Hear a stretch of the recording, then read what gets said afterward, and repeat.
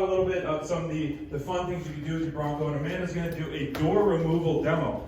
All 4 doors and all 2 doors, man, if you have a 2-door, are removable. And we highly recommend purchasing the Ford Accessory door bags through Ford Accessory catalog because they are very, very helpful. Not only are they nice and padded inside, but they have nice grab handles, and you can store and secure all 4 doors in the back of your 4-door Bronco if you have a 4-door with the 4 door bags plus the harness system that it comes with.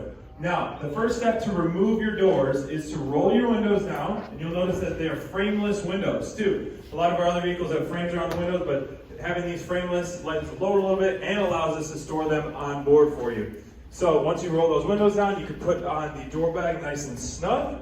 And then once you do that, we have a couple points to remove. We got 2 bolts and a power cord to remove. And what's great about the Bronco as well, all the tools you need to remove the doors and remove the top or remove any accessories are complimentary from Ford. All this toolkit is provided with every single Bronco, and it's got a nice Bronco logo on the outside. And what's great is on the tools themselves, Bronco lettering is engraved on them. So it's a nice custom Bronco toolkit. It's not a generic one. A nice little added touch that Ford has provided for every single Bronco to make your lives a lot easier when you guys are having some fun and you want the doorless and topless experience in your Bronco.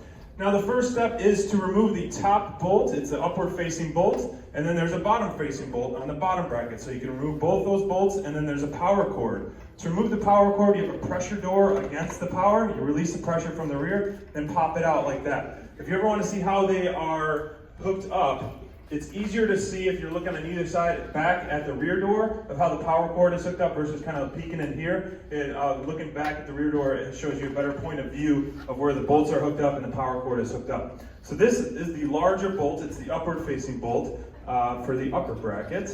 It has a washer on there. And then there's a downward facing bolt, a little bit smaller one, on the downward bracket that you would remove with the 13mm socket wrench that is provided. And then there's a power cord. Once you remove the bolts, we recommend putting them right inside that toolkit. There is a zipper pocket. You do not want to lose those for your door on that as well. Okay, once you remove those 2 points, you want to just zip up the bag a little bit more, nice and snug so you can protect it, and then you're ready for liftoff.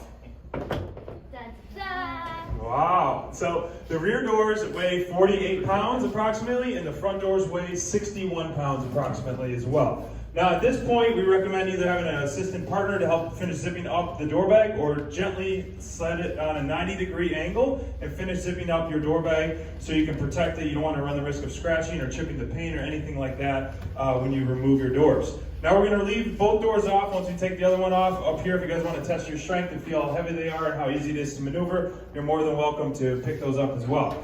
Now, putting the doors back on is a little bit trickier, but Ford has helped you out with providing a guide pin. So there's this little guide pin that helps dearly. It is, you screw it into the bottom hinge right here when you're ready to replace the door.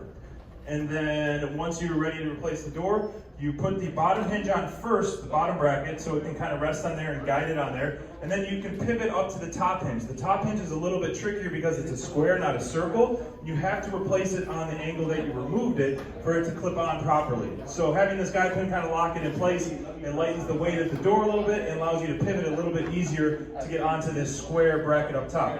Now once you get it clicked in place, you can unscrew the guide pin from the top, replace both bolts, replace the power cord there, and off you go. Now the front doors, when you remove them, you keep your mirrors. It's a nice key advantage right here. So when you do remove your doors, you keep those when you are going doorless. And when you do remove the front door, you want to push this out of the way so you don't run the risk of damaging your mirrors as well.